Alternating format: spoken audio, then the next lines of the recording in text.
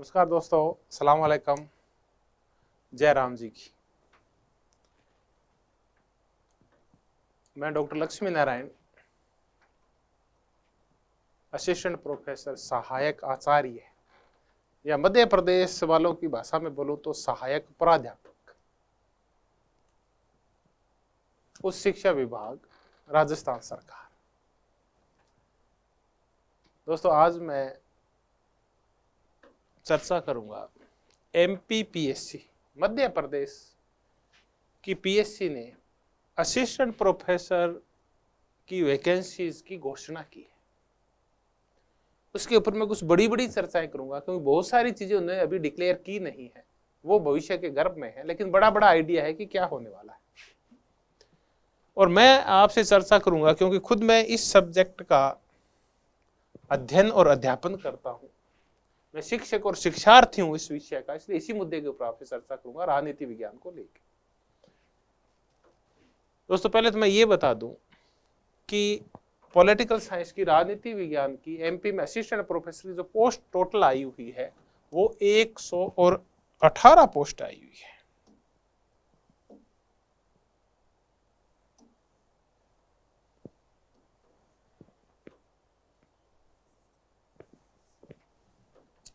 एक 118 और उसमें से 43 ऐसी है जो यूआर है, यानी अनरिजर्व्ड है।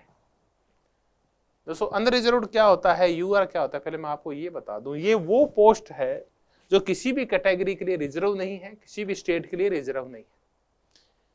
विभिन्न राज्यों के जो छात्र हैं वो ये सोचते हैं कि किसी भी राज्य में जब पोस्ट आती है तो दूसरे राज्यों के लिए वहां 5% ही कोटा होता है। ये ऐसा कुछ भी नहीं है। अगर ऐसे कोटे का निर्धारण करती भी है तो वो संसद करती है, और वो बहुत ही कम राज्यों के लिए व्यवस्था की गई है, और वो कुछ पदों के लिए की गई है। तो ऐसा कोई नहीं है कि बाहर अदर स्टेट वालों का किसी स्टेट में सिर्फ 5% ही कोटा होता है। अगर आप उत्तर प्रदेश के हैं और मध्य प्रदेश में अगर आप नौकरी करना चाहते हैं तो आपके लिए ये जो 43 पोस्टें हैं ये है। एक तो ये ध्यान रखें, ये अनरिजर्व्ड है, यानी आप 43 पोस्टों के लिए अदर स्टेट वाले कंपटीशन कर सकते हैं। दूसरा, अगर आप किसी भी राज्य में SC, ST, OBC, EWS या किसी और रिजर्व कैटेगरी का फायदा उठा रहे हैं तो आपको वो फायदा उसी राज्य में मिलेगा या आपको सेंट्रल गवर्नमेंट में मिल जाएगा। अदर स्टेट में जाते ही और आप उनकी जो स्टेट PCS के जो एग्जाम्स हैं या उनकी नौकरियां हैं उस राज्य की, उसमें आप जनरल में काउंट होंगे। मान लेते हैं कि आप बिहार में SC में आते हैं, आप शेड्यूल कास्ट में आते हैं, लेकिन आप MP में जा रहे हैं तो आप वहां जनरल में काउंट होंगे, तो आप इस अनरिजर्व्ड में काउंट होंगे। आप राजस्थान के हैं और आप OBC के हैं, MP में, हरियाणा में, जहां कहीं भी आप जाएंगे तो वहां की अगर स्टेट की कुछ पोस्ट है तो वहां आप अनरिजर्व्ड में जाएंगे, वहां आपको OBC का रिजर्वेशन नहीं मिलेगा दूसरे स्टेट में, अदर स्टेट में। तो ये अनरिजर्व्ड है, ये 43 पोस्ट है। अब ये आ गई है, अब इसकी एग्जाम डेट भी आ गई है 28/3/2000, सॉरी एग्जाम डेट क्या, फॉर्म डेट, फॉर्म फिल करने की डेट आ गई है 28/3 से, यानी आप 28/3/23 से आप फिल कर सकते हैं। और जो लास्ट डेट है वो 1 महीने की है, लास्ट डेट है 27/4/23, लास्ट डेट, यानी 1 महीने फॉर्म चलेंगे, 28 से लेकर अगली 27 तक, 1 महीने तक फॉर्म चलेंगे। लेकिन दोस्तों, एक विशेष बात है इसमें लिखी हुई कि आपसे जो कुछ एलिजिबिलिटीज मांगी गई है, पहले तो मैं वो बता दूं और उसकी लास्ट डेट और बता दूं। इसमें कौन अप्लाई कर सकता है? वो अप्लाई कर सकते हैं जो MA है, BA तो होना ही पड़ेगा तभी तो MA होंगे, इसमें लिखा है, इसका कुछ पर्पज है।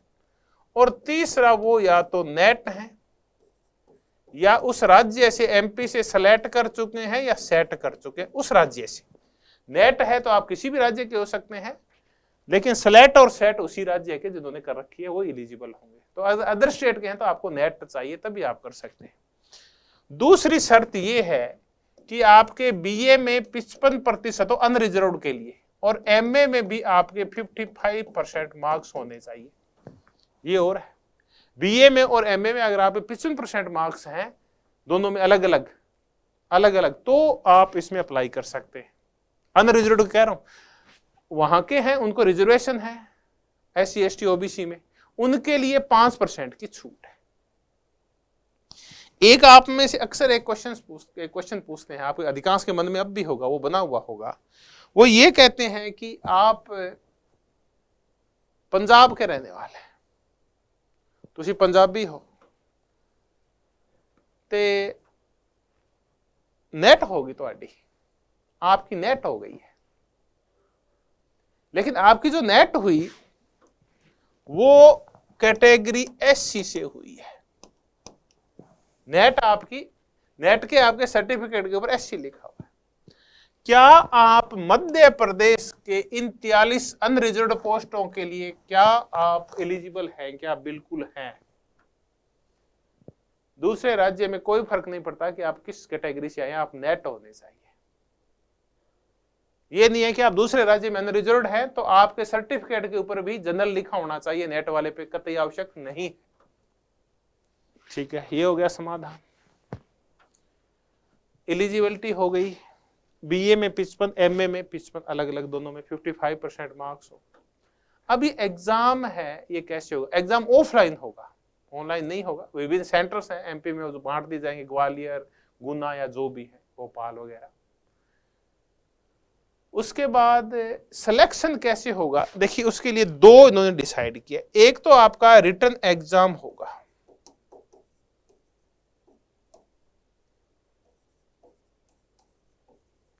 और दूसरा इंटरव्यू होगा।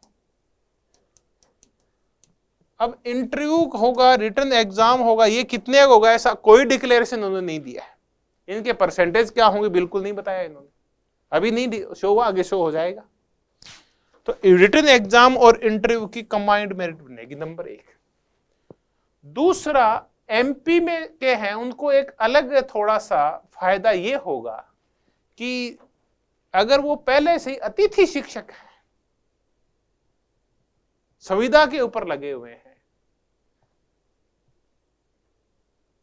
उनको अगर उन्होंने वहां 151 से 170 में ज्यादा घंटे लिए हैं तो उनको टोटल मेरिट में उनके 4% जोड़ दिए जाएंगे। अगर 100 का है तो उसमें को 4 जोड़ दिए जाएंगे अधिकतम। और अगर उन्हें 50 लिए हैं तो 170 में 50 घंटे लिए तो उनको 1 मिलेगा। तो 1% से लेकर 4% तक ये अलग से अनुभव के नंबर हैं। ये अनुभव है कि आपको किसी भी गवर्नमेंट या उसमें पढ़ाने का अनुभव है क्या, इसके अलग से मार्क्स है। ये एमपी वाले को मिलने वाले, या जिसने एमपी में अनुभव प्राप्त कर रखा है उसको मिलेंगे। तो ये हुआ। अब आ गया कि इसका सिलेबस क्या है। देखिए सिलेबस एमपी का ये कहा गया है कि जल्दी ही डिक्लेयर कर दिया जाएगा, अभी सिलेबस आया नहीं है इसका, लेकिन सिलेबस लगभग वही होगा जो नेट जीआरएफ वाला है।